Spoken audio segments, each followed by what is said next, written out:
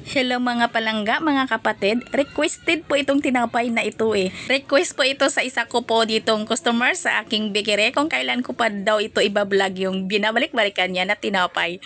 Ito po ay pandinura po ang tawag dito sa amin. Tinapay na pang display at pwede ding pang delivery. Tinapay na pang masa pong templada. Kaya wag na nating tong patagalin. I-share na natin. Simulan na po natin. So simulan na po natin dito sa ating palaman. Napakasarap po itong palaman natin mga langga.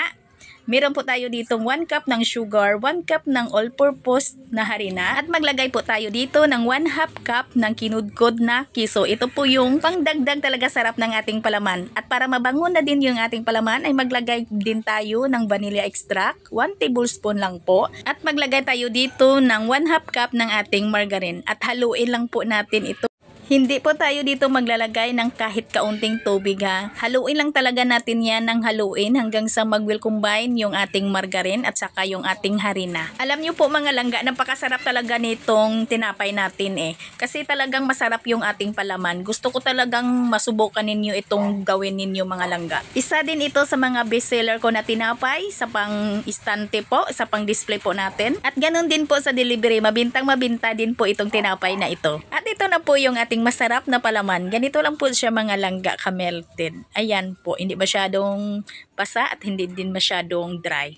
At ngayon ay gagawa na po tayo ng ating pandinura cheese dough. Nasa video screen lang po natin yung ating mga sangkap. Sundan nyo lang po mga langga. Pwede din ito mga langga ipang overnight proofing. Bali, sa gabi ninyo gagawin. 500 grams lang po yung yes ninyo sa 1 kilo kung pang overnight ninyo ito. Kung sa kinabukasan pa ninyo lulutuin. Talagang masarap itong mga langga lalo na pag mainit. Ayan na po, matapos nating pagsamasamahin lahat yung ating mga ingredients, maglagay po tayo ng ating tubig at tunawin po natin yung ating mga dry ingredients bago po tayo maglagay dito ng ating harina. Sa ating harina dito, hinati ko lang po yung first class at saka yung all-purpose na harina.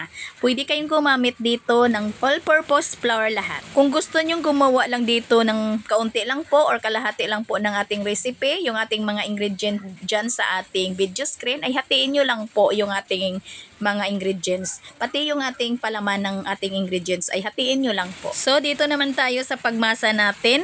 Kung wala naman tayong mga dough roller, spiral mixer, kung gusto tayong gumawa talaga nito, pwede naman natin talaga itong masahin ng mano-mano mga langga. Kasi ako mga langga nung nagsimula pa kami, ganito lang po talaga kami, mano-mano lang po yung tagi 1 kilo po namin ng mga tinapay. Yun nga lang mga langga ay tiyaga ka lang talaga kasi mahirap din pag mano-mano at hindi madali yung pag mano-mano para ma-achieve natin yung pino ng texture ng ating dough. Itong akin ngayon mga langga ha, ito makinis na kasi dinaan ko po ito nga sa ating dough roller. At pinutol ko lang po yung ating dough sa 30 grams. At depende na din sa inyo kung ilang gramo yung putol ninyo dito. Itong sa akin tag 5 piso lang po yung pintahan ko dito. Kaya 30 grams lang po tayo. Kasi nga mga langga, nung nagsimula kami, wala po kaming dough roller. Masang mano-mano lang po.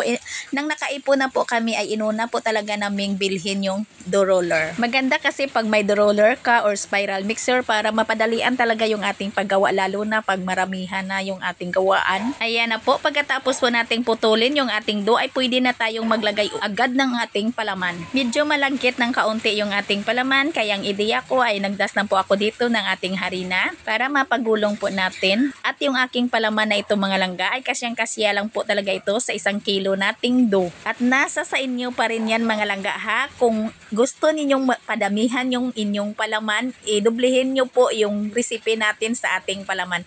Kasi masarap naman talaga pag maraming palaman.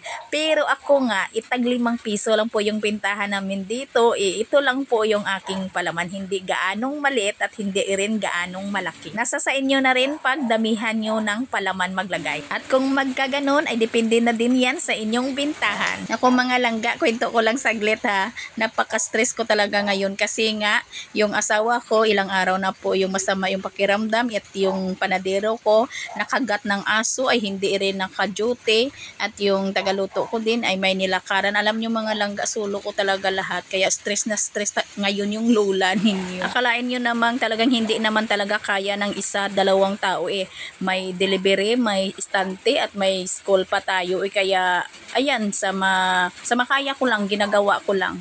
At sinikap ko pa rin makapag-video at makapag-upload po tayo.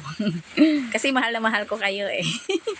Totoo yan, kasi kung hindi dahil sa inyo ay hindi po ako ganadong mag-edit, hindi po ako ganadong mag-video eh ang dami pa naman natin ginagawa. Pero andyan kayo, sumusuporta sa akin, mas ganado talaga akong gumawa ng video kasi may nag-aabang po, may mga viewers po ako. Kaya salamat po sa inyo. Dahil breadcrumbs po yung ating ilagay dito mga langga, ay basain lang po natin ito ng evaporated milk. Kung ayaw nyong gumastos pa, pwede na ring tubig ang ibasa ninyo dito para dumikit yung ating breadcrumbs dito. Sa mga palangga natin dyan, nagtatanong kung saan yung location ko. Andito po ako sa Victoria City, Negros Occidental po. Yung bahay ko ay malapit lang po sa bus terminal. Malapit din po kami sa City Mall. Andito lang po kami sa proper ng Victoria City. Tingnan nyo mga langga yung ating breadcrumbs. Pinong-pino kasi nga po ay yung breadcrumbs ko ay sinala ko po yan sa pinakapino po yung salaan. Kaya naging pinong-pino yung ating breadcrumbs. At isalansan lang po natin sa may banyan na margarine or large shortening yung ating tray.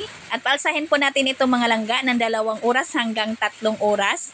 At depende na din po yan sa ating room temperature. At palaparin lang po natin yan ng kaunti para hindi maging bilog na bilog talaga yung ating pandinura.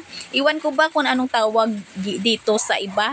Basta sa amin dito pandinura po. Ito po yung talagang patok na patok lalo na pag mainit. Mga alas 3 ng hapon. Ito talaga yung dinadayo. Pandinura cheese po yung tawag dito sa amin. Kaya gustong gusto ko din mga langga na ma-try nyo ito. Kasi hindi kayo magsisisi. Ang sarap po talaga. At ayan na po, pagkalipas lang po ng 2 oras at 35 minutos ay malaki na po yung aking dough, ay sinalang ko na po. Nasa video screen lang po natin yung ating baking time. Kaya subukan na ninyo ito mga langga, lalo na kung ito'y inyong i-overpropping at kung kayo ay nag-display, pwede talaga ninyo itong pangdagdag sa inyong istante, ang recipe na ito.